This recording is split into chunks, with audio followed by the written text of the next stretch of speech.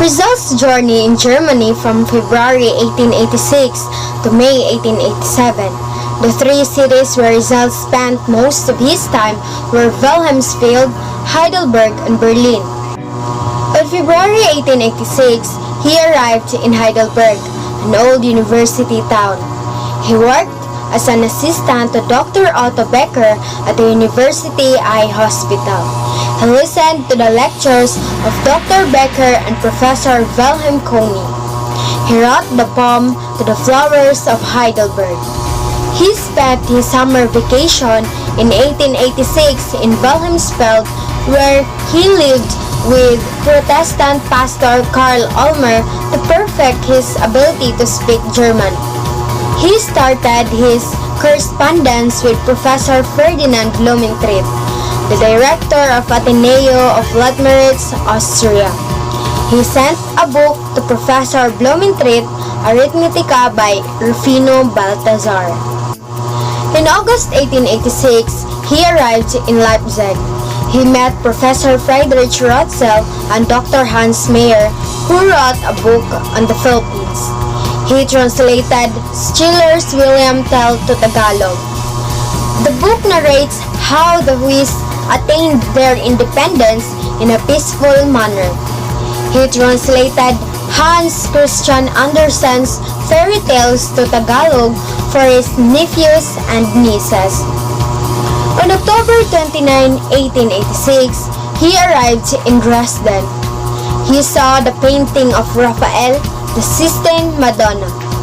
At the Zoological, Anthropological, and Ethnographic Museum, he saw a collection on the Philippines. After 6 months in Heidelberg, Rizal traveled to Berlin by train via Leipzig, Frankfurt, Bonn, and Dresden, arriving in the city on the evening of November 1, 1886. Rizal was enchanted by the cosmopolitan city in northeastern Germany because of its scientific atmosphere and its open-mindedness. In Berlin, the capital, Dr. Rizal's major literary work, Noli Me Tangere, first came off the press and eventually paved the way for Filipino aspirations for independence from Spain. He met Dr. Fyodor Jagor, who wrote Travels in the Philippines. He met Drs. Rudolf and his son, Hans Virchow, two known German anthropologists, Dr. W. Chuast and Dr. Ernest Wieger, an ophthalmologist. He became a member of the Anthropological Society, the Ethnographic Society, and the Geographic Society. His paper entitled Tagalastri Vercons was delivered before the members. He was accepted and became a very respected member. He made the final revisions on the novel Noli Me Tangere. On March 29, 1887, the novel was finally printed. He went to Prague to visit the tomb of Nicholas Copernicus. On May 11, 1887, Rizal left Berlin and embarked on a grand tour of various European cities with his friend Maximo Viola.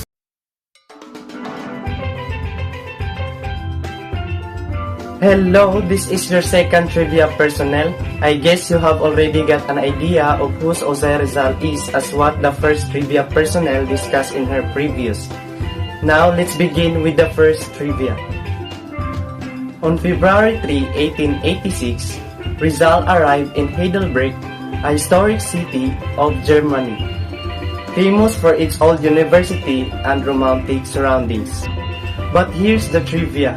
Did you know that Rizal became a member of Chess Players Club? I know what you are thinking, and yes, Rizal was a good chess player. And during this time, Rizal stayed in Berlin, the capital of Germany, to gain further knowledge of ophthalmology. It was also this time when Rizal wrote the last fourth of his first novel during the winter days. Prepare yourself, that was our first video trivia for today. See you in our next segment. Rizal returned to Manila in August 1887 after 5 years of study and patriotic labors in Europe. Rizal, warned by Pasiano, his brother, Silvestre Ubaldo, his brother-in-law, Chingoy, and other friends not to return home, but he did not heed their warning. He was determined to return to the Philippines for the following reasons.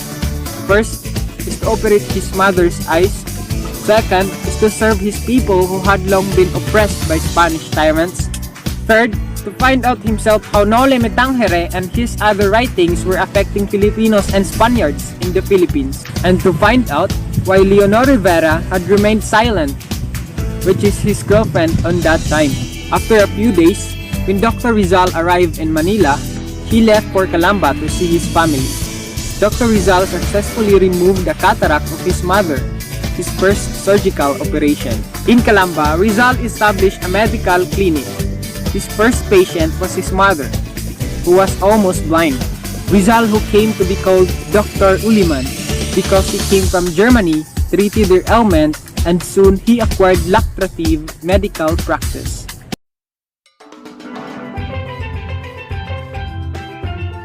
Hello, we're back again for our today's second video trivia. Hopefully you are excited with this. And in 1887, at 9 o'clock in the evening, Rizal arrived at Manila after 5 years study and patriotic labors in Europe. And it was also this time Rizal published his first novel, which is the Nole Me Tangere. A very delightful moment. When Rizal arrived in his hometown, he was given a hero's welcome, a local boy who made good. Yes, you heard that right. But did you know that Rizal is already an ophthalmologist at this time? And he was successfully removed the cataract problems of his mother's, which was Rizal's first surgical operation. Just stay in your seat. That was our second trivia for today. See you in our next video. The exact date of February 8th, Rizal arrived at Hong Kong. He stayed at the Victoria Hotel, with which he met and was welcomed by some Filipino residents. An ethnic Chinese by descent, Jose Rizal sought refuge in Hong Kong in 1888 after he had published his famous anti-colonial work, Nole Me Tangere, loosely translated into Don't Touch Me in English, and was blacklisted by the Spanish authorities. It was in Hong Kong, a global hub for revolutionaries and anti-colonial activists from around the world in those days, where Rizal met Jose Maria Basa, another key figure in the 19th century independence movement of the Philippines, and who too had to flee the country to escape persecution by the Spaniards. During his stay in Hong Kong, Rizal made a living by running an eye clinic on the Hong Kong island.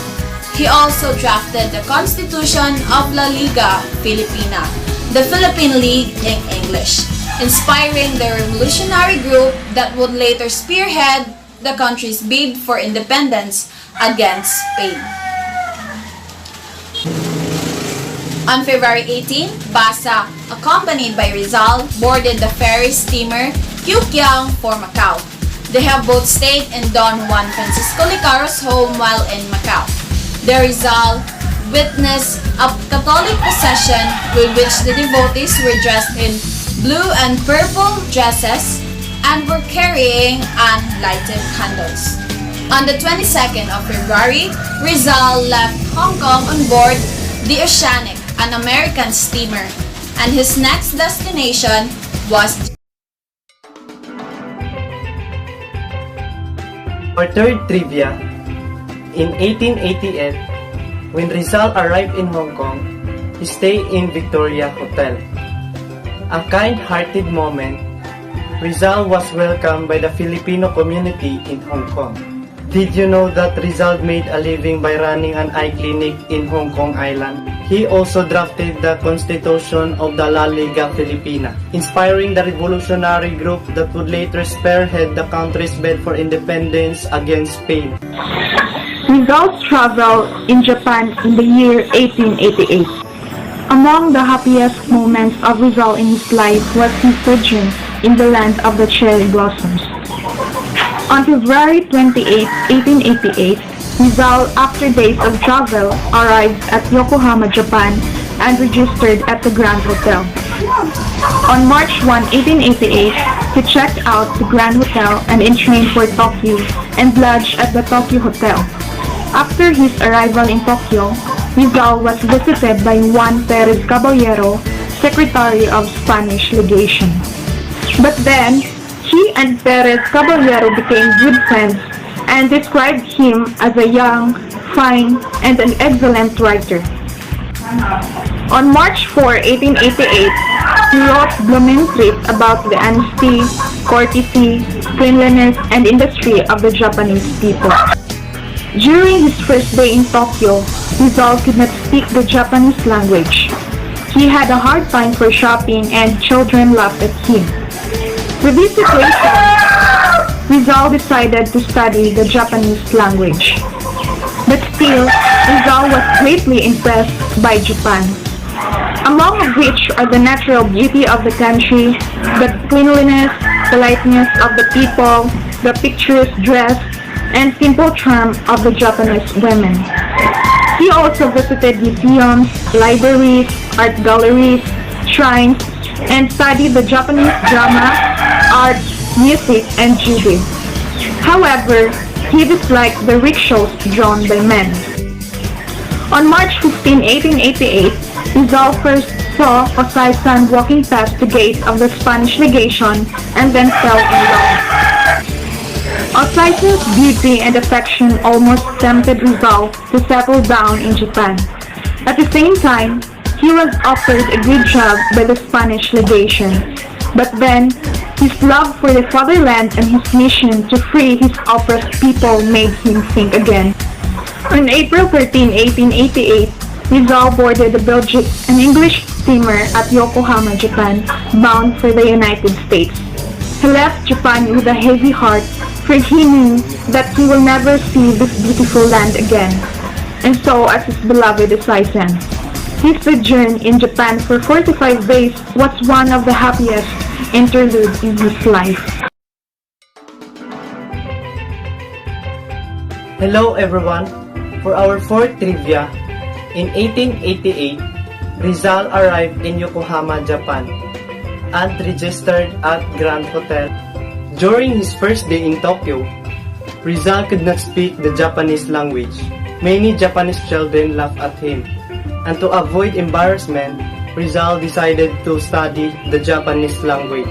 Rizal studied also their habits and costumes of the Japanese people. Did you know that one of the interludes of Rizal was his sojourn in the land of the cherry blossoms? Biarritz is a French commune located in the extreme southwest of France on the edge of the Atlantic Ocean and less than 25 kilometers from the Spanish border. It is part of the Basque province of Labor.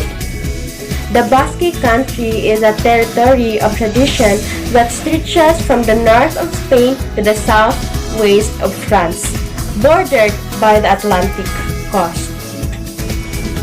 Biarritz has 4 kilometers of coast divided into 6 beaches that are from north to south. It is a small town but definitely worth visiting. It has a lot of good shops and nice restaurants. The best part, however, the magnificent views you have of the beaches. There are antique structures next to the beach and a beautiful church of Saint Martin. The museums are not amazing, but there are good spas, good surfing, and well-known golf courses. Jose Rizal is the most traveled Filipino hero in history. The travel and adventure of Jose Rizal are important phases of his education and sophistication throughout which he learned the culture and politics of other countries. Dr. Jose Rizal first arrived in France in the summer of 1883 and ended up staying for 3 months before embarking on his studies in Madrid, Spain. He later returned to train under Dr. D. Wecker in 1885 to 1886 and then traveled to France intermittently up to 1891 when he finished writing his second novel, Il Filibusterismo in Biarritz, France.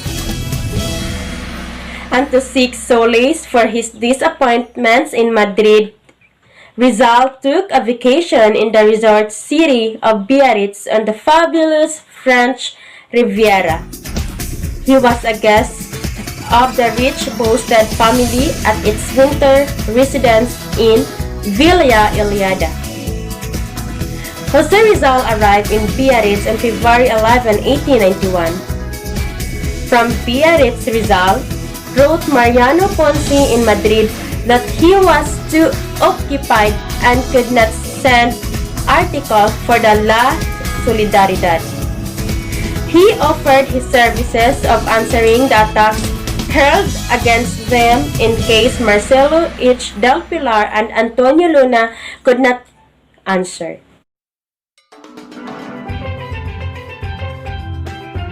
Hi, it's me again, and for our fifth trivia, in March 1891, Rizal finished his second novel, El Filibusterismo, in France. He planned to publish the book in Belgium, but he was financially hard up. Rizal's brother's support from back home was delayed in coming, and Rizal was scrimping in meals and expenses. Did you know that in Paris, Rizal sent a letter with 600 copies of his novels El Filibusterismo to Jose Mabasa in Hong Kong. However, Rizal's one-month vacation in Biarritz made him forget the memories in For the second sojourn of Rizal in Paris. In the spring of 1889 in Paris, France, it was bristling with excitement and happiness for the upcoming Universal Exposition. Thousands of visitors all around the world came to Paris to witness the Universal Exposition, which is scheduled to open on May 6, 1889. Because of this, hotels, inns, and boarding houses are fully booked. Rizal's life in Paris is not joined with social parties. He spent most of his time reading books in the Bibliothèque Nationale, or the National Library, checking up his historical annotations of Morga's book. Despite of social parties, Rizal continued with his purpose.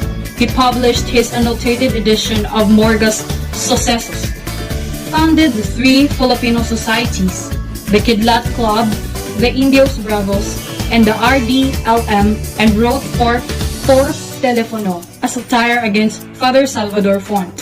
When Juan Luna's second child was born, he became the godfather whom he chose the name of the baby. The Exposition Day has came in 1889. Rizal was fascinated by the Universal Exposition of Paris. The greatest attraction is the Eiffel Tower, 984 feet high. Rizal and his friends attended the opening ceremony. One of the features of the exposition was the International Art Competition, which Felix R. Hidalgo's painting was awarded second prize. The painting of Juan Luna and Felix Pardo de Tavera obtained the third prize, while Rizal's entry got no prize. On March 19, 1889, the same day he came from London to Paris, he organized his paisanos into a society called Kidlat Club. During the exposition, Kidlat Club were amazed to see the Buffalo Bull Show, which featured the American Indians. Rizal was enchanted by the dignified and proud bearing of the American Indians. Thus, it was born of a new society of Filipino patriots in Paris, the Indio Bravos, or the Brave Indians. It replaced the ephemeral Kidlat Club. Its members pledged to excel in intellectual and physical prowess. They practiced the use of sword, pistol, judo, and Asian art of self-defense. Another society founded by Rizal in Paris during the Universal Exposition of 1889 was the mysterious Sociedad RDLM, or RDLM Society. The society's secret name is Redemption de los Malayos, or Redemption of the Malays. The aim of this secret society, as stated by Rizal, was the propagation of all useful knowledge, scientific, artistic, literacy, and also the redemption of Malay race. Rizal, writing to Blumentritt from Hong Kong on February 23, 1892, revealed his intention to be a leader of freedom, if not in the Philippines, then in other lands, or in Borneo, he told Blumentritt. Keep it up! And for our next video trivia, did you know that between 1889 and 1891, Rizal regularly contributed articles advocating political, religious, and social reform to La Solidaridad, a newspaper published by Filipinos in Barcelona, Spain. Through his annotation, Rizal showed that the Filipinos had developed culture even before the arrival of the Spain. June 26, 1892, Rizal arrived in the Philippines from Hong Kong on board the boat Don Juan. His popularity feared the Spaniards and as such, paid careful attention to his every moves. All houses where he had been were searched and all the Filipinos seen in his company were suspected. As he had planned, on July 3, 1892, he founded the La Liga Filipina in the house of Doroteo on Honco in Tondo, Manila. 4 days after the civic organization's foundation, Jose Rizal was arrested by the Spanish authorities for publishing anti-Catholic and anti-friar books and articles.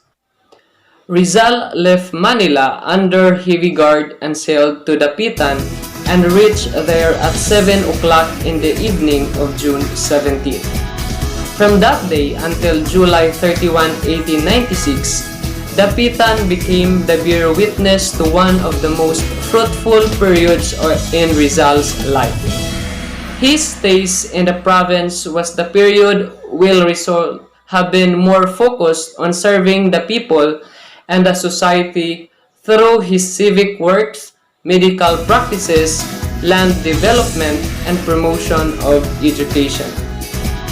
Rizal also met Josephine Bracken, whom he wanted to marry, but the church refused to give him a license to marry. He penned his last piece of writing called My Last Farewell and wrote an address to Filipino insurgents to lay down their arms against the Spanish. At 7 a.m. on December 30, 1896, at Lunita, Manila, the 35-year-old patriot was shot in the back by a firing squad. This is the best and the last part for our today's trivia. In 1892, Rizal returned to the Philippines. He founded a non-violent reform society and lived the life of a political exile in Dapitan. Did you know that Dapitan became the bear witness to one of the most fruitful period in Rizal's life? His stay in the province was more than he lived in exile. It was also the period when Rizal had been more focused on serving the people and the society through his civic works, medical practices, land development, and promotion of education. Now that we all know the different places that Rizal traveled around the world and what is the purpose of its traveling, let us now first reflect and discuss what we learned. Rizal have taught us numerous lessons that we can implement in our life. His bravery and his patriotism inspire us to believe in hope, to believe that hope is the only thing that can bring us to success. No matter how many times you fall, no matter how hard your situation is, just always be positive. Always have that hope, and always have that courage to continue in believing yourself, because everything will get better. Even if you have trouble, even if you have stressed out, and even if you have worried about your future that seems so unclear, at the end, it will get better. Just always remember that there is light after the dark, and there is sunshine after the rain. Another lesson that Rizal have taught us is to always give importance and value to our family because they are the ones who will guide and support us in doing what we really want to do. Family is one of the biggest foundations in every individual's success. Lastly, Rizal have taught us on how to love our country. For him, loving his country means loving his countrymen. Thus, he helps his countrymen in obtaining freedom and independence, for he believed that God designed us to help each other as a symbol of glorifying Him. With his travel, we've witnessed how he truly used his time to the fullest. Rizal spent much of his time in self-improvement through self-education. Also, in doing things that he loved, like writing poems, essays, and novels, in which it helps awaken the minds of every Filipino individual.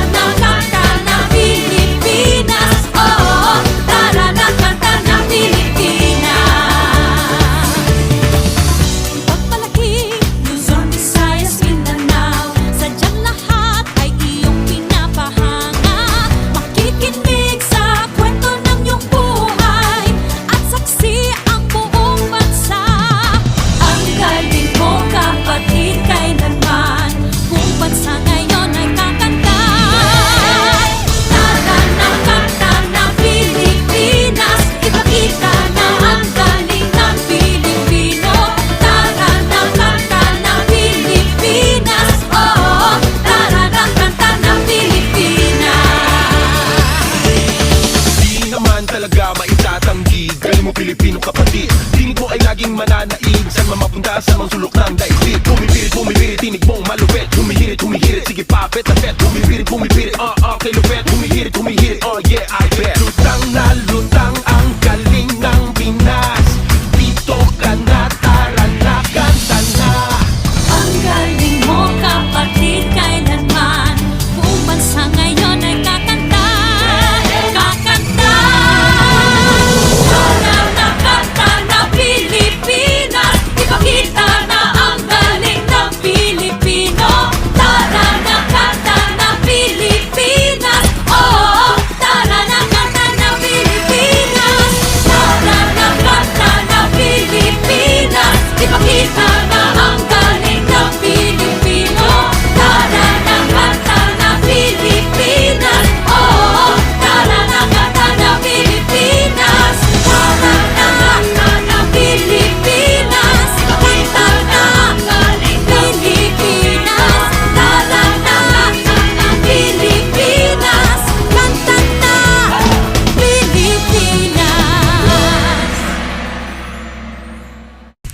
So again, thank you very much for watching. I am Charles, your travel guide, and this is Fly High Marites.